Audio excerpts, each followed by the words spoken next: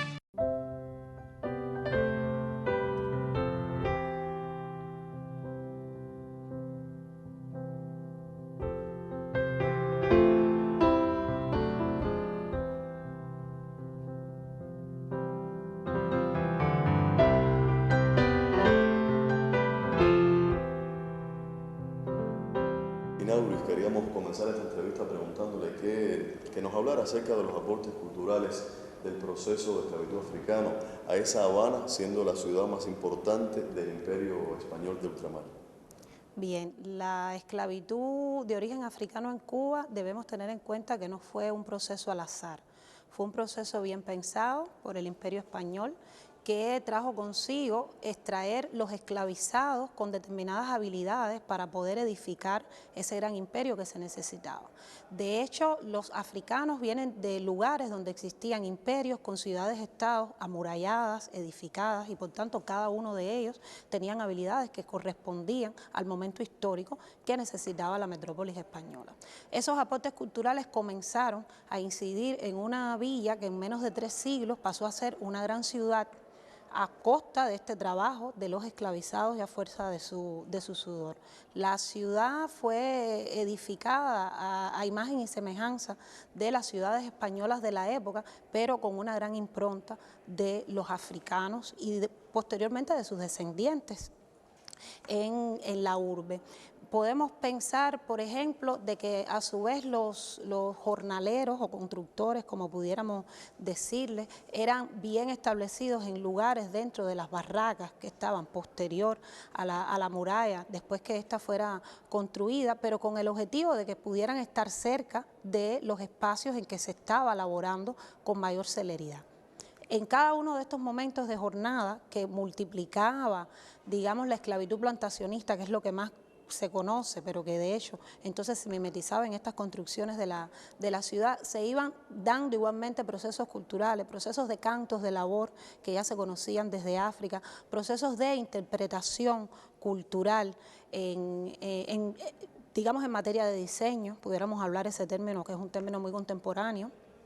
y a su vez cómo la propia influencia y participación de estos esclavos formaba parte de una educación extraescolar. No podemos pensar en instrucción, no podemos pensar en escuelas destinadas para que los esclavos o los esclavizados aprendieran a construir o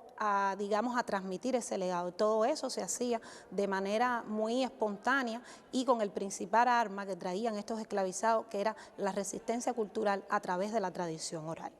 Estos fueron elementos que se consolidaron dentro de la formación de la ciudad de manera general.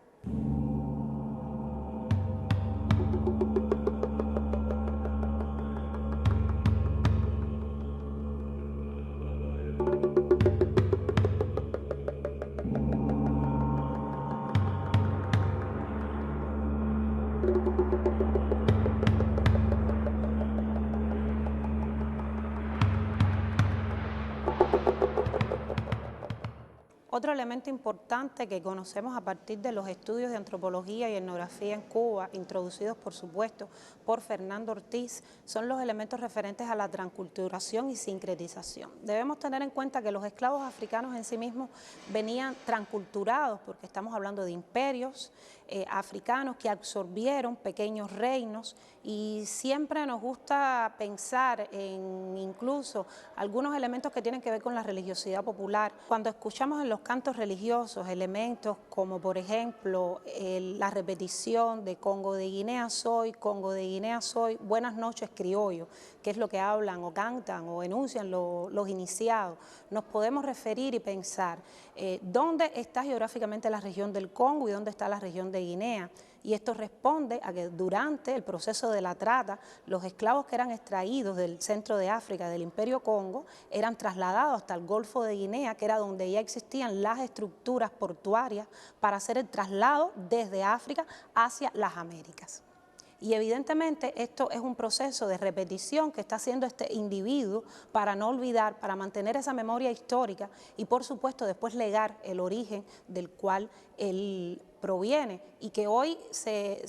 encuentra como una práctica religiosa, como un elemento para enunciar, para llamar a los ancestros, pero está respondiendo a un momento histórico importante, a ese elemento de la transculturación que ya traían en sí mismos los esclavizados africanos. Por supuesto, al llegar a Cuba y específicamente a La Habana, el espacio al que nos estamos refiriendo, las condiciones son más complejas, son condiciones de esclavizados, son condiciones que pudiera pensarse en que el entorno urbano era más suave, más liviano que la plantación, pero para nada. La Habana había que edificarla. La Habana había que levantarla a toda costa para que siguiera siendo la siempre fiel isla de Cuba,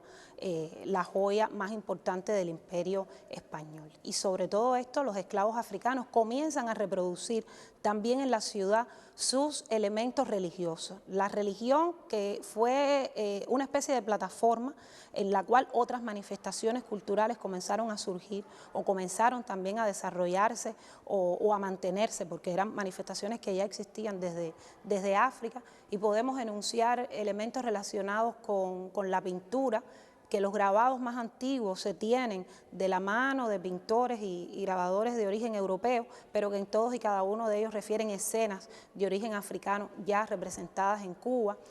Podemos hablar de gestualidades, de elementos relacionados con la culinaria, de elementos relacionados, ¿por qué no?, el hecho de que el gobierno español permitiera el establecimiento de los cabildos de nación, que sabemos que son organizaciones de ayuda mutua, que no surgieron en Cuba, que ya habían surgido en España, en Sevilla precisamente, con esclavos que existían en Sevilla de origen africano. A pesar de ser un elemento de dominación y de control, los esclavizados africanos y sus descendientes revirtieron esto como un elemento de la resistencia cultural, enmascarando detrás de las advocaciones católicas, de todo aquello que se estaba regulando por la Iglesia y por el gobierno español,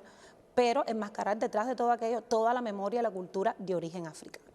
Eso estaba sucediendo en esta ciudad, y como a su vez estos cabildos, que incluso después pasaron a existir cofradías con determinados grupos o gremios de libertos, pero también de origen africano, cómo ellos fueron marcando la pauta de la religiosidad popular de matriz africana en la ciudad.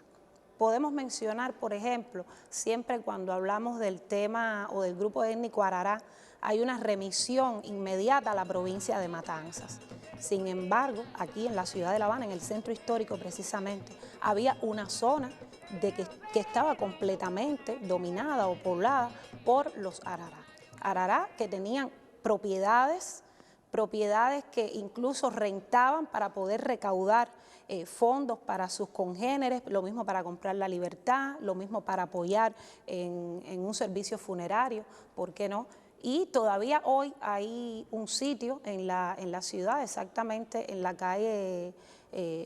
Sol, que muchas personas lo conocen como el Solar de los Arará, se conoce así esa ciudadela, y el origen que tiene es precisamente el origen de la presencia de este grupo étnico en el centro histórico de La Habana Vieja.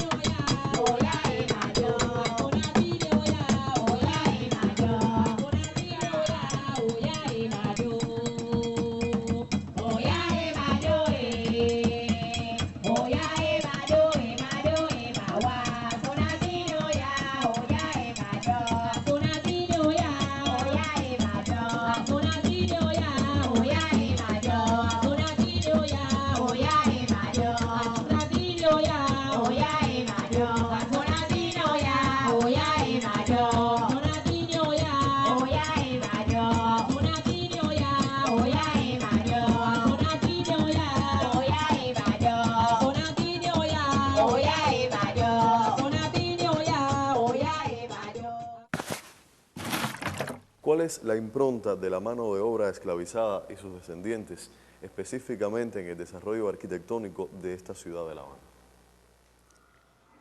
Realmente, en nuestra opinión, ha sido la mano de obra esclavizada fundamental para poder levantar y erigir esta ciudad. Lamentablemente no es un elemento que uno pueda visualizar en el recorrido que hace por la ciudad de La Habana, cuando leemos los apuntes de Joaquín Weiss sobre el desarrollo arquitectónico, las edificaciones. Hay mención a muchos arquitectos e ingenieros de origen nacional, ya criollos, hay alusión, por supuesto, a muchos de origen europeo y toda su influencia, y sabemos además que La Habana no tiene un estilo arquitectónico único. Hay elementos del barroco, hay neoclasicismo, hay elementos de los arcos parteluces de origen morisco, pero todos y cada uno de estos mampuestos, repito, fueron erigidos por la mano de obra esclava. Si nos referimos al llamado kilómetro de oro, importante incluso para el desarrollo de la ciudad y para la restauración, y estamos hablando de un perímetro que incluye las 4 plazas principales, dígase Plaza de Armas, Plaza de la Catedral, Plaza Vieja y Plaza de San Francisco. Hay una apreciación de grandes edificaciones y palacetes que fueron erigidos por esta mano de obra esclava y que fueron palacios e instituciones dedicados propiamente a las moradas, pero había otro elemento importante en la construcción de la ciudad, que fue la edificación de los elementos que iban a proteger esta urbe. Y para ello se necesitaba conocer sobre construcciones militares, no precisamente sobre construcciones con fines domésticos. Quisiéramos citar, por ejemplo, en lo que se conoció como la maestranza de artillería, que fue la manzana triangular de las calles de la intersección de Cuba y Chacón, donde se situaban los llamados esclavos del rey. Se les llamaba así porque eran estos esclavos dedicados a las construcciones, específicamente a las construcciones militares. Muchos de ellos participaron durante finales del siglo XVI y finales del siglo XVII y principios del XVIII, en este periodo, en algunos de los torreones y rebellines que existían en todo el perímetro de la ciudad, y después propiamente la construcción de San Carlos de la Cabaña, el completamiento de la muralla. Hubo también mano de obra esclavizada de origen mexicano, pero propiamente fueron esclavos de origen africano que ya habitaban en la ciudad, que muchos habían nacido acá, y es interesante también cómo a partir de los trabajos de investigadores que nos preceden, no podemos dejar de mencionar a la doctora y la profesora María del Carmen Barcia, en uno de sus trabajos, cómo nos deja claro que el apellido del rey en La Habana precisamente, en Cuba, pero en La Habana precisamente, pertenece a personas no blancas, y es que esto responde a que estos esclavos eran bautizados con nombres católicos y asumían como apellido el del amo, y en este caso el amo de estos esclavos era el rey de España, que no estaba en la isla. Ellos asumieron entonces esa denominación, los esclavos del rey, y podían tener cualquier nombre del santoral católico, y del rey entonces era su apellido. Y propiamente estos eran los esclavos que se dedicaron a este tipo de construcciones militares, repetimos, con toda intención, porque ya eran esclavizados que conocían sobre el arte constructivo y específicamente con destreza para el arte constructivo con fines militares.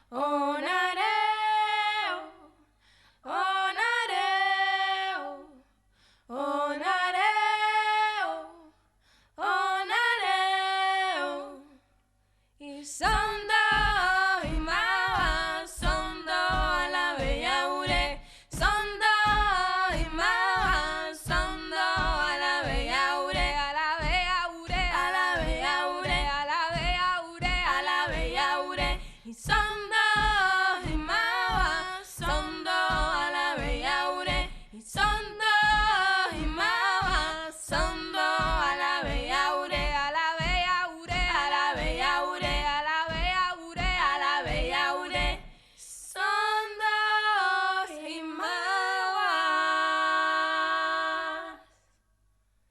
son dos a la bella ure.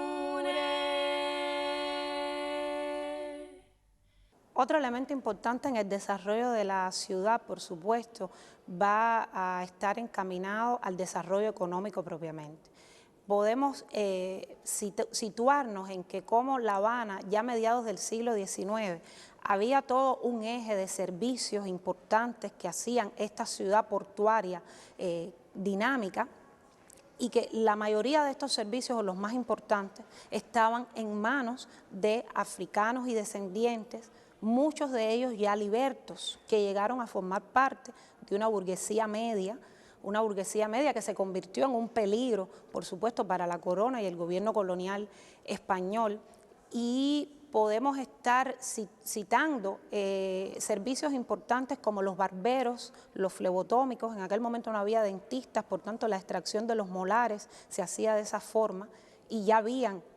descendientes de africanos que tenían sus propios sitios y sus propios puestos para poder dar este servicio. Estamos pensando también, por ejemplo, en las parteras que fueron las más demandadas por la alta sociedad, las parteras de origen africano, que éstas llegaron a poder pagar anuncios en los periódicos de la época, brindando sus servicios, brindaban sus servicios incluso de noche, que eso no lo hacían los médicos establecidos o legalizados, por así decirlo, por el Prontomedicado de La Habana, que vendría siendo lo que es hoy la Escuela de Medicina o el Colegio Médico Habanero. Y estas parteras tenían ese origen africano igualmente. Estamos pensando también en que en La Habana vestía de largo y vestía de gala, no tenía nada que envidiarle a la alta costura europea. Y toda la confección con tejidos apropiados para el clima que existía en Cuba y específicamente en La Habana, dentro del mayor rango, mayor demanda por la calidad y eficiencia, estaba en manos de descendientes africanos. Cuando leemos la obra de Cecilia Valdés y se hace referencia a el sastre Uribe, realmente el sastre Uribe no es una idea de Cirilo Villaverde, estamos hablando de un elemento, de un personaje real, de un individuo que tenía su sastrería en la calle Teniente Rey y que brindaba sus servicios y que incluso pagaba hasta por la publicidad, por tener un cartel fuera de su establecimiento.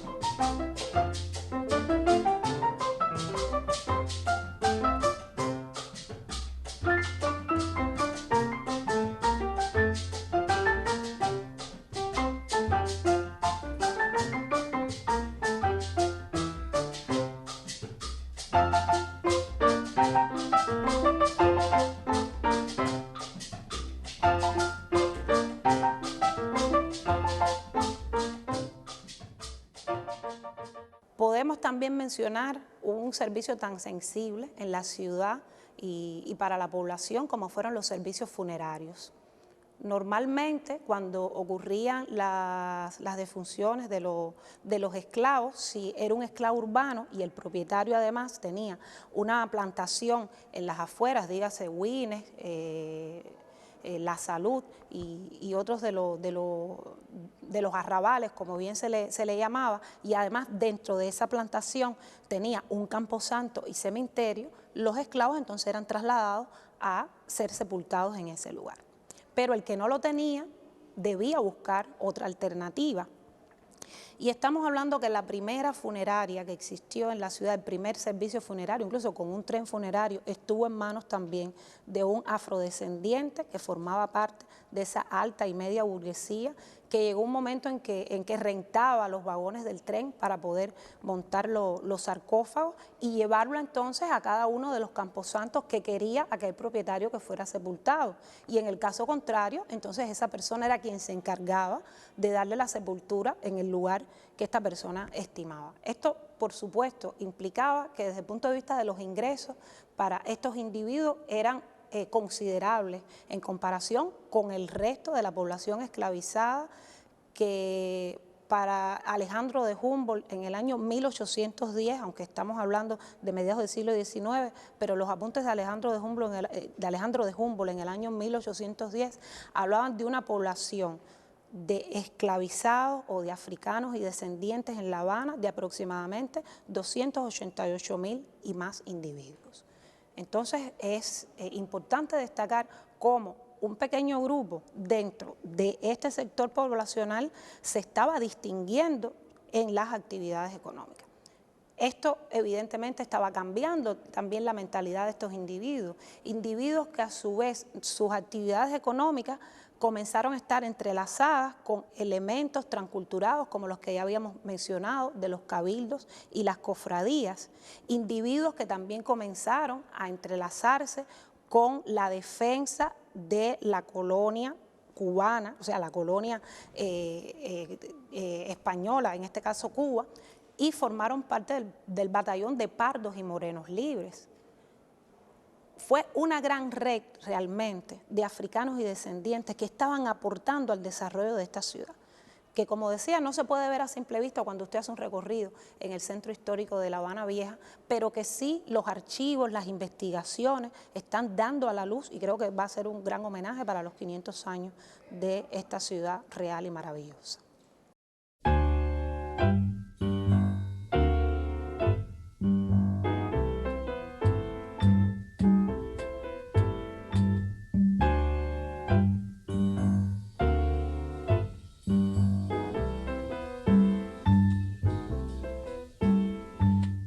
Desde este Museo Casa de África damos las gracias a ustedes por habernos sintonizado y por supuesto la presencia de la licenciada Inauri Portuondo Cárdenas, quien ha accedido a compartir con nuestros televidentes acerca de ese legado de la mano de obra esclavizada y precisamente, específicamente lo que ha significado para el desarrollo de esta ciudad de La Habana, que ya camina hacia su aniversario 500. Nos vemos en un próximo punto de partida.